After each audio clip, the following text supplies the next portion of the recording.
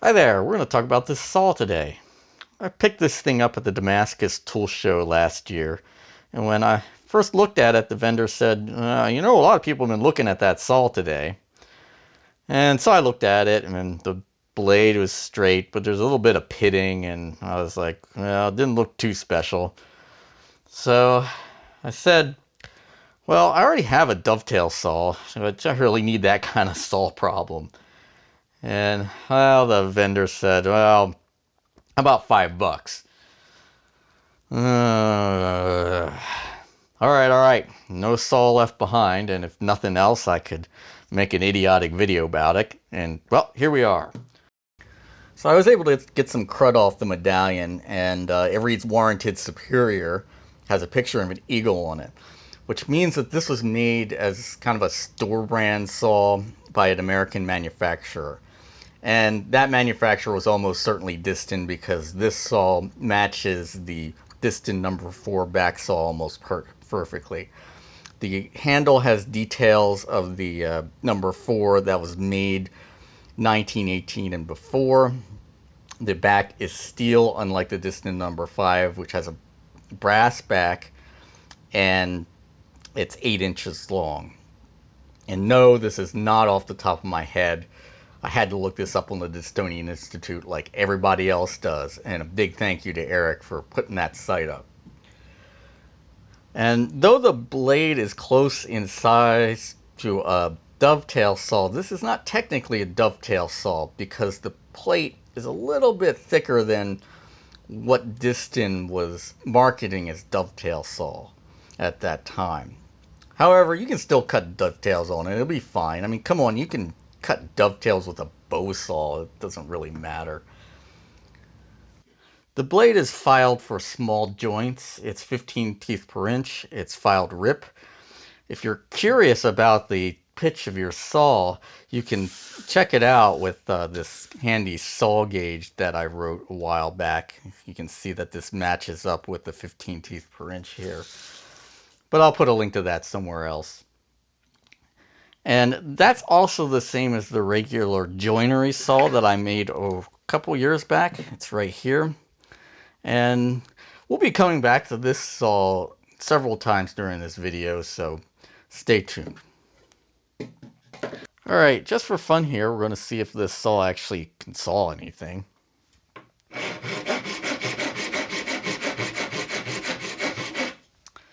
Well, I guess that was pretty predictable. Let's show you what it's supposed to look like.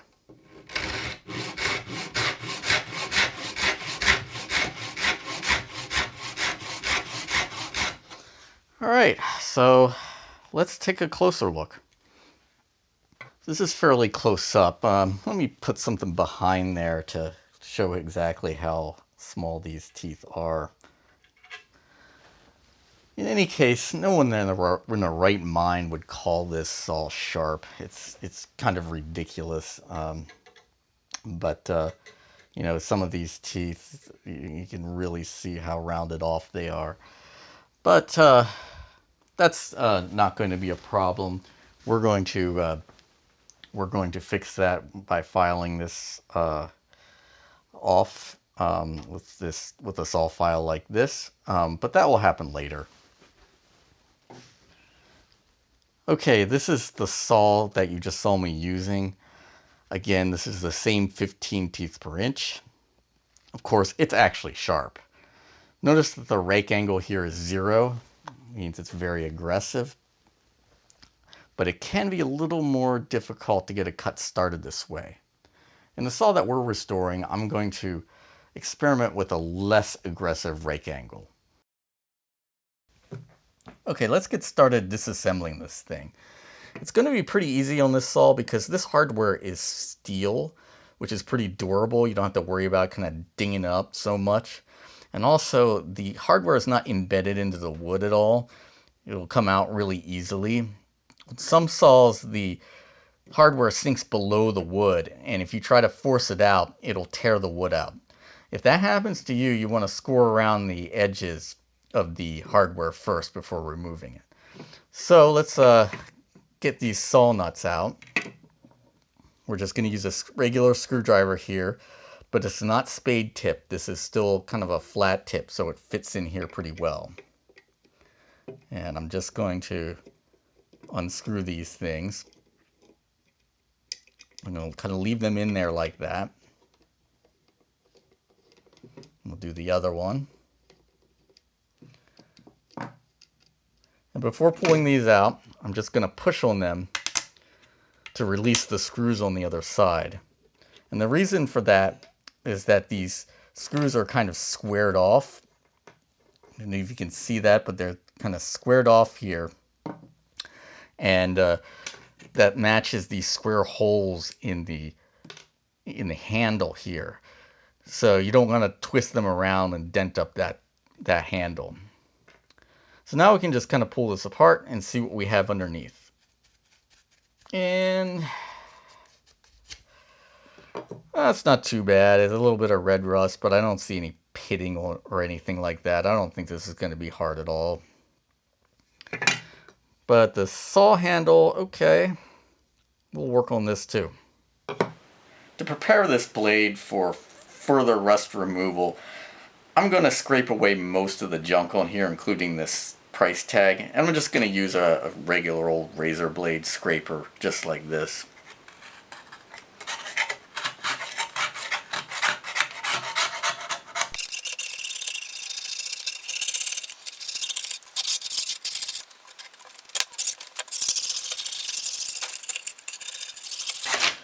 And that should just about do it. Alright, now to get rid of the rest of the rust, we're going to use Evaporust. I've actually never used this before. I must be the last person in the world to try it. But I hear it works well, so in you go.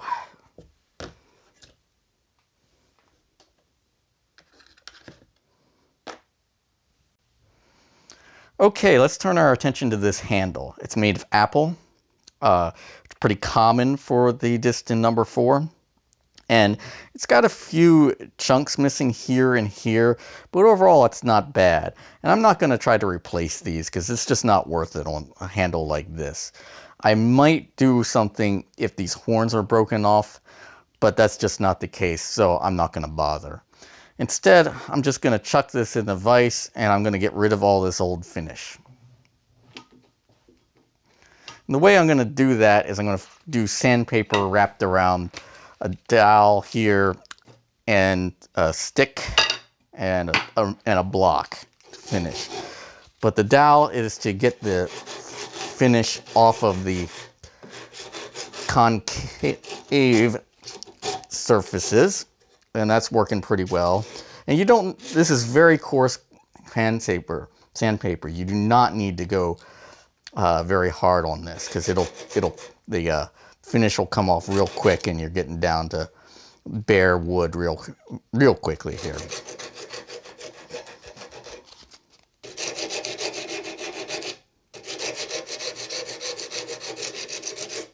See, that's all you really need. You know, just when you're down to the wood, stop and start working somewhere else.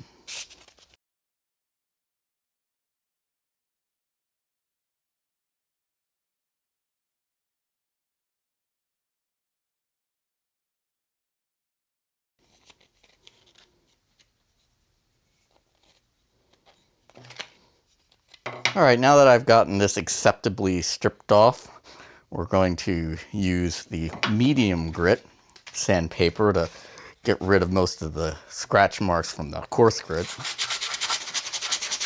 And of course we'll sand with the grain.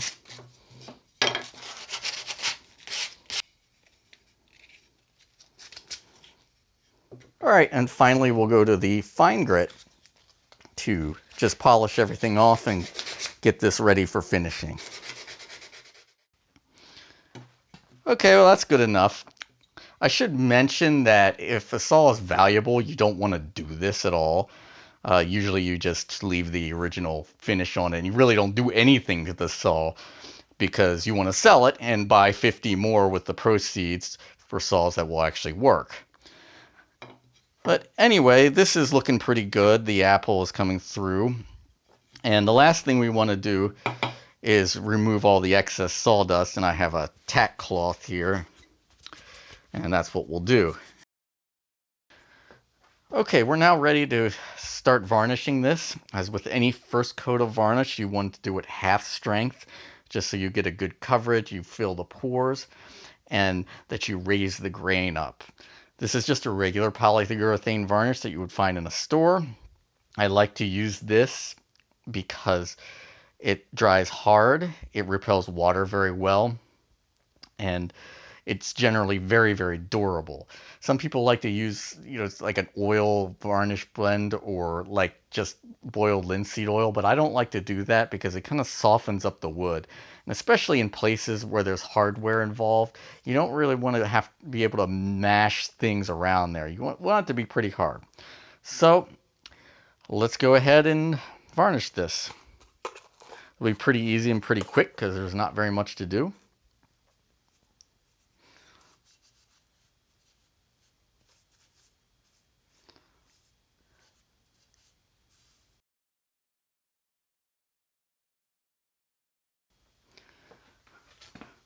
All right, that looks pretty good.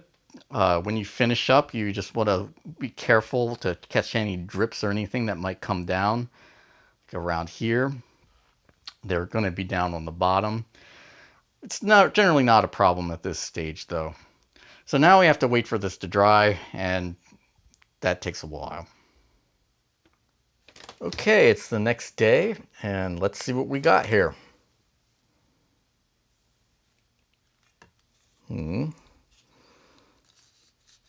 Looks like there was some gunk on the back here, but this looks pretty good. Let me wipe that off a little bit. All right, but that really seems to have done a number on all the red rust over here. Now we can, oh yeah, look at that. That's really starting to look shiny down there. So let's see if we can braid the rest of this off. I'm gonna first try some 600 grit sandpaper. Don't know if that'll be aggressive enough, but we'll see. Better try the fine grit first. Very fine grit. Oh yeah, that's looking good. Okay, and now we're gonna put some paste wax on here to keep it from rusting up again. And it also helps the blade cut a little bit smoother in the kerf. It doesn't slide around as much. So we're gonna put some paste wax on here. First the good side. Really put that on. Make sure it's not too thick. Okay, now we have to let this sit for a little while so that it hazes over. And then we rub it clean. So that takes about 20 minutes. All right, and all we need to do for now is kind of buff off this haze. And I should mention, in paste wax, you can't really apply more than one coat because the base of this stuff is mineral spirits, which means that when you try to apply it again, it'll dissolve the current wax that's on there, and you're just kind of spreading it around a little more. But applying it once more does help coverage a little bit. It does tend to help your coverage slightly. I might do that on this saw, but I might not. Okay, let's talk about where we're at right now. I did do one more application of wax just to fill in these pits here. The pitting is pretty bad on this side. And filling in with a little more wax will help this slide around in a kerf a lot better. The other side looks a lot better, and I'm not sure why that is, but that's what you get. Some of you may have noticed that when I took the blade out of the evaporust bath, it was black. And I believe that's because it may have had a chemical bluing applied. Bluing is an anti-corrosion measure. It's found on this sliding T-bevel here. And I believe that's probably the reason why this thing hasn't disintegrated completely. So it's kind of nice that that happened. The back did not have a bluing applied. And again, on this side, you can see some pitting on the back. And on this side, it's not so bad. I also removed all the rust from the medallion. It had the nickel plating on the medallion had completely disintegrated, so there was nothing to do there but to polish it all off and then wax that. Not quite sure why I did that, but there you have it. I'd also like to talk about the treatment I did to this. Normally you wouldn't use evaporust on a saw because if the blade was this bad, you'd probably just give it up. But seeing as how this saw is a little bit unusual in size, I decided to go along with it anyway. In any case, I'll show you a different saw here. This is a $3 flea market find. This, as you can see, is much brighter, and I didn't have to do very much work at all to restore this. It was just a bit of sanding with mineral spirits, and that was about that.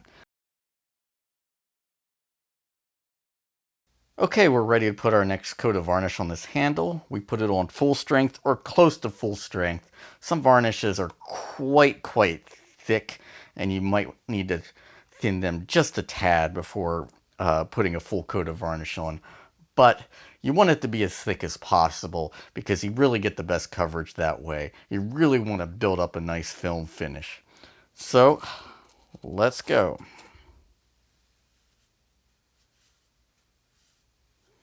Again, I've used a tack cloth to get all the dust off of here after I sanded the intermediate coat.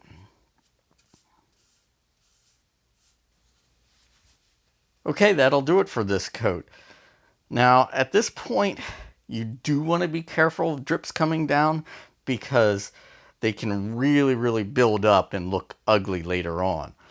You can always sand them off, but it's much better to just take your time and look at them at this stage and just try to eliminate them. If you see them, just kind of pull them off and then just get that excess varnish off the brush.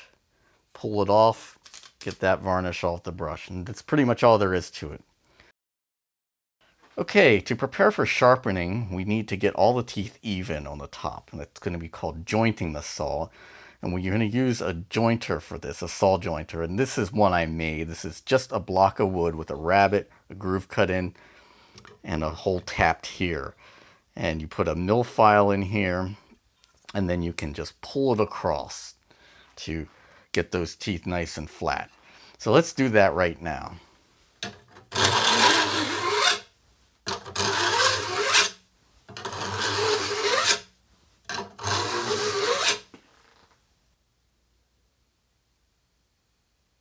All right, that looks pretty good.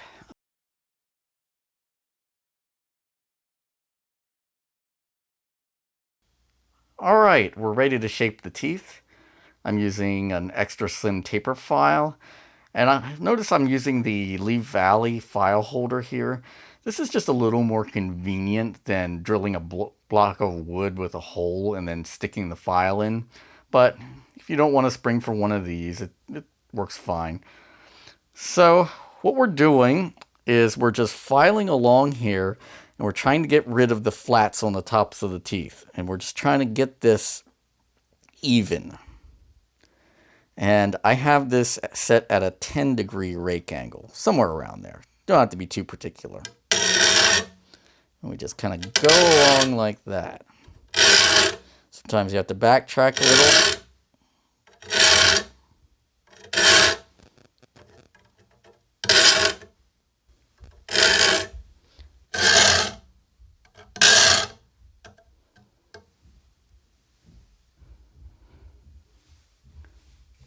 Oops, I just noticed that I have this too high in the vise. We really have to lower this to where there's almost just a little bit peak now. There we go. All right, now this should be a little bit less noisy now. Yep, that's more like it. That shouldn't make too much of a difference, but it's just more comfortable this way.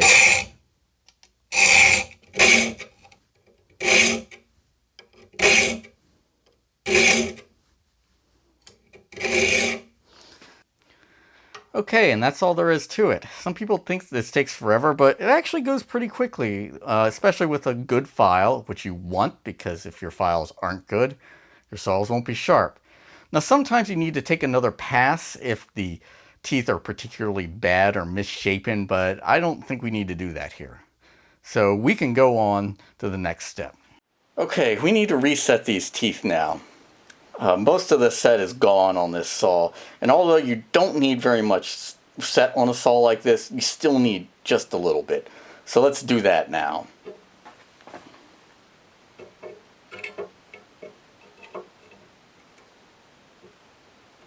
We do every other tooth.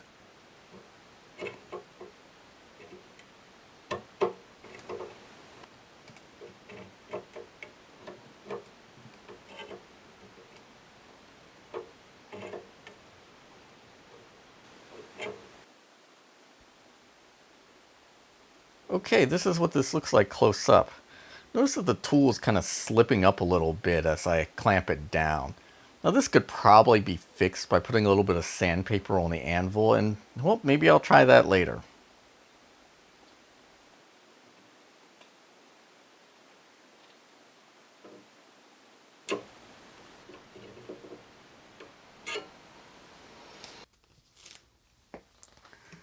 Alright, now we flip it around and do the same thing to every other tooth on the other side.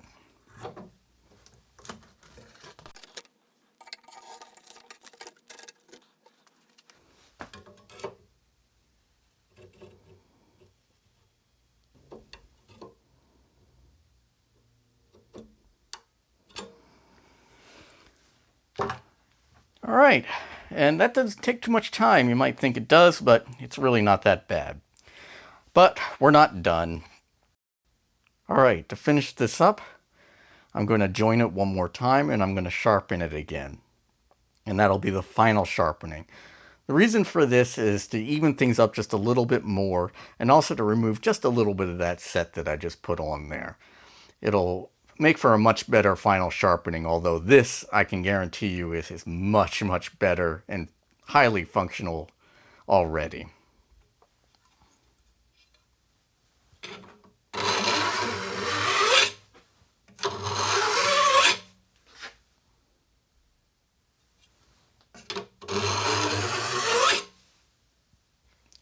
Okay, we're ready for final sharpening. And for this, I'm going to use a new file. I happen to have a box of new old stock Simmons saw files, so that should be good. And it's always good to use a new file for final sharpening like this. The file I was using before is one that I've used for shaping and sharpening other saws. So here we go.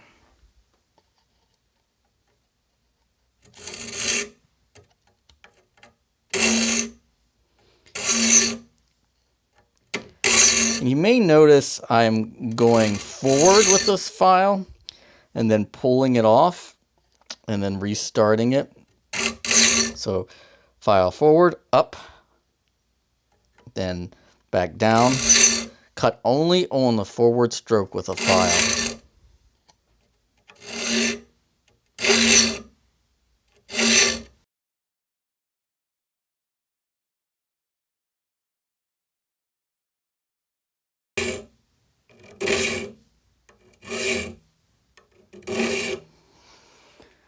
Okay, and that about does it. We're almost ready on this. The last thing we're going to do is stone the sides of the teeth. There are a couple reasons for this, but they all boil down to making the blade cut smoother in the kerf. A couple things happened. When you set the teeth, you're not going to get all of them quite that even. When you file the teeth, there'll be burrs on the other side. You can actually feel that burr. And we also probably want to remove a little bit of this set, because there's always a little bit too much set in a saw until there's not enough. But in any case, let's get to this. I'm using just a regular old generic oil stone, the fine side of this dual grit one. And let's just go to it.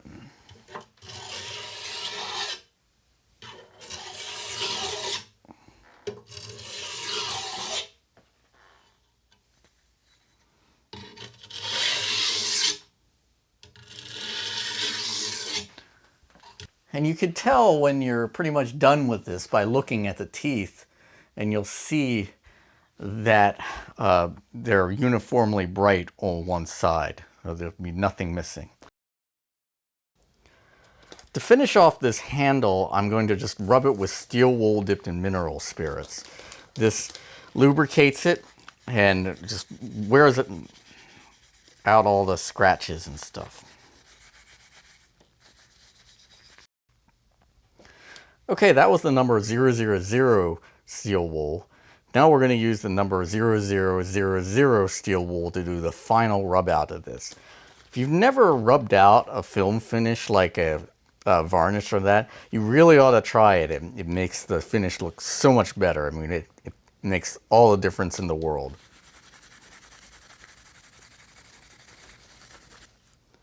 Okay, now I'm just going to dry everything off and put this thing back together.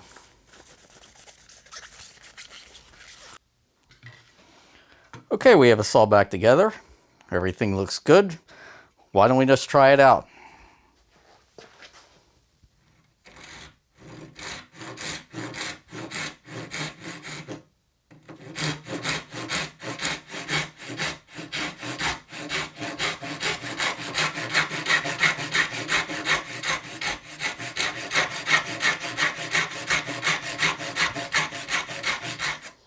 Okay, I'm pretty happy with that. Works really well. Let's go back to the other saw and we'll show you how that works on this.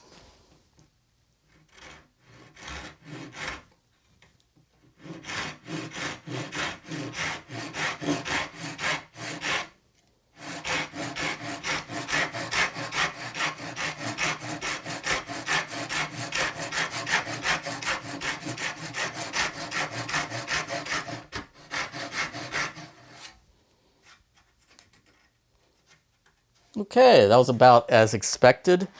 The saw kerf of the joinery saw here is thinner than the old saw here, but does that matter? I would say that it doesn't matter because the waste side doesn't really care about the width of the kerf. So let's just cut some dovetails.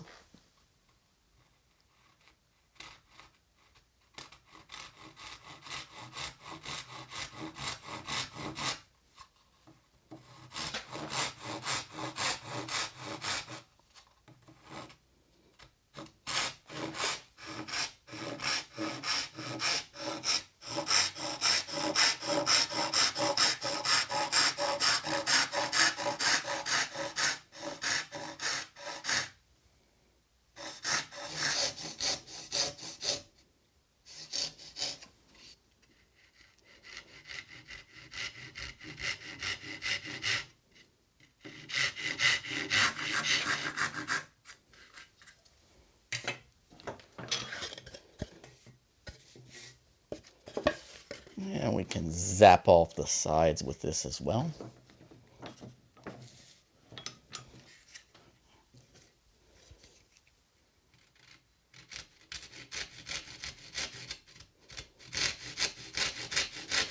It's a little rougher because this is a rip saw and this is normally a cross-cut job.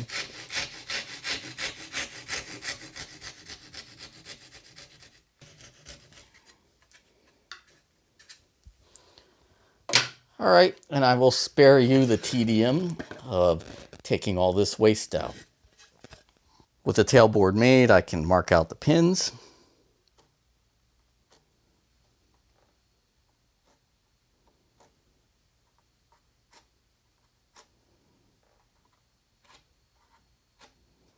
With the pins marked, I can just saw them out now.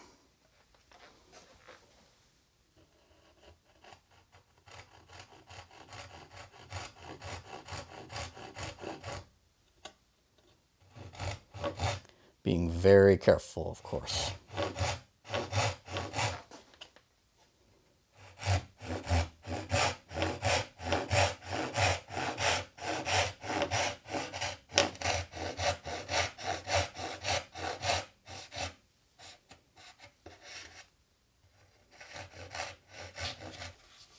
And again, I'll spare you the tedium of cutting this waste out. All right, we've got that all cut out and cleaned up. So does it fit?